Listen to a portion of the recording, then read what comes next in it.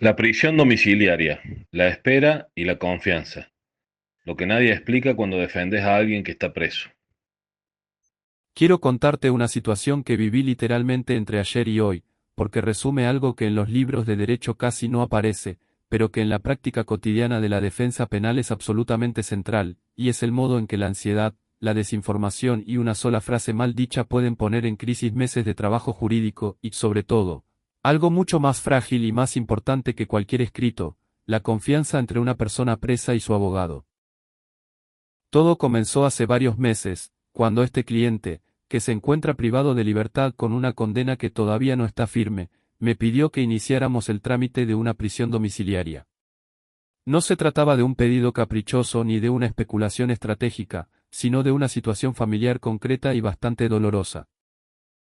Su madre es una persona con discapacidad, su abuela es muy anciana, y antes de quedar detenido él era quien sostenía la casa, quien trabajaba, quien llevaba el dinero y quien además cuidaba cotidianamente a ambas.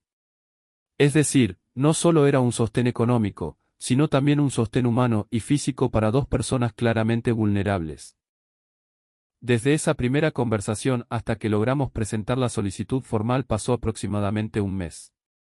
Un mes que para alguien en libertad puede parecer nada, pero que para alguien encerrado se vive como una eternidad, porque cada día en la cárcel pesa distinto, cada día se experimenta como tiempo perdido, como una espera sin control. Después de presentada la solicitud, la Cámara dispuso el trámite normal. Informes, evaluaciones y, entre otras medidas, una pericia psicológica sobre la persona del detenido. Esa pericia fue calendarizada para 2 meses más tarde. Es decir, otros 2 meses de espera. Si uno suma todo, desde la primera charla con el abogado hasta la primera medida concreta del tribunal, ya habían transcurrido casi 3 meses. 3 meses en los que el expediente se mueve despacio, pero la cabeza del detenido no se detiene nunca. Y esa acumulación de tiempo genera algo muy particular. Ansiedad, incertidumbre y una sensación permanente de que cualquier detalle puede decidir el futuro entero. Ayer finalmente se realizó la entrevista psicológica. Lo tuvieron casi 2 horas. Le hicieron preguntas sobre su historia personal, sobre su familia, sobre su conducta, sobre su infancia, incluso ejercicios gráficos y evaluaciones típicas de ese tipo de pericias. Todo dentro de lo esperable. Sin embargo, hacia el final, casi como un comentario lateral, la psicóloga le dijo que no veía en el expediente el nombramiento del guardador y que, si ese papel no estaba, el trámite podía quedar en la nada. Esa frase, que desde afuera puede sonar inofensiva o meramente técnica, en el contexto de una persona presa adquiere un peso desproporcionado.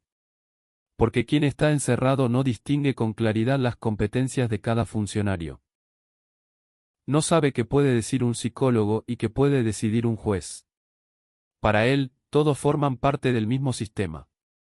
Entonces, cuando alguien, de tribunales, dice que falta algo, eso se vive como una sentencia anticipada.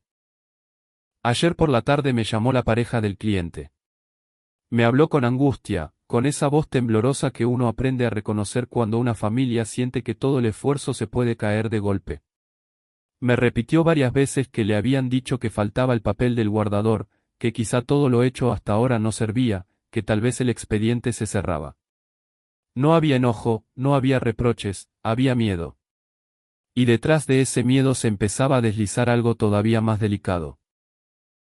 La duda respecto de si el abogado había hecho o no lo que correspondía. Ahí es donde aparece el verdadero conflicto, que no es jurídico sino humano. Porque jurídicamente no faltaba nada. El guardador estaba designado desde hacía tiempo, presentado por escrito, individualizado y agregado al expediente. El psicólogo, además, no tiene ninguna facultad para controlar la documentación ni para decidir el destino del trámite, su función es exclusivamente pericial. Sin embargo, ese dato técnico, que para nosotros es obvio, para el detenido no lo es. Y cuando un detenido empieza a pensar que tal vez su abogado omitió algo, aunque sea por un instante, la defensa entera empieza a resquebrajarse. Con los años entendí que la defensa penal se sostiene sobre una base muy simple y muy frágil, la confianza. El detenido no maneja los tiempos, no tiene acceso directo al expediente, no puede verificar nada por sí mismo. Depende casi absolutamente de lo que su abogado le dice. El abogado se convierte, de algún modo, en su único punto firme dentro de un sistema que le resulta lejano y amenazante. Si ese punto firme se mueve, todo se desmorona. Por eso, muchas veces el trabajo del defensor no es solo presentar escritos o citar normas. Es también contener, explicar, traducir, tranquilizar. Es evitar que el miedo se transforme en desconfianza. Porque cuando se pierde la confianza, aunque tengas razón jurídica, ya perdiste algo esencial. Hoy por la mañana, aun sabiendo que desde el punto de vista estrictamente formal no existía ninguna omisión procesal ni resultaba indispensable realizar una nueva presentación, decidí intervenir igualmente y poner la situación en conocimiento del juez. Presenté un escrito en el que ratifiqué el nombramiento del guardador, solicité que se dejara constancia expresa de su incorporación al expediente, fundamentalmente, pedí que se informe al equipo técnico de los juzgados de ejecución la necesidad de extremar el cuidado en sus manifestaciones frente a los imputados, circunscribiéndose estrictamente a su competencia pericial.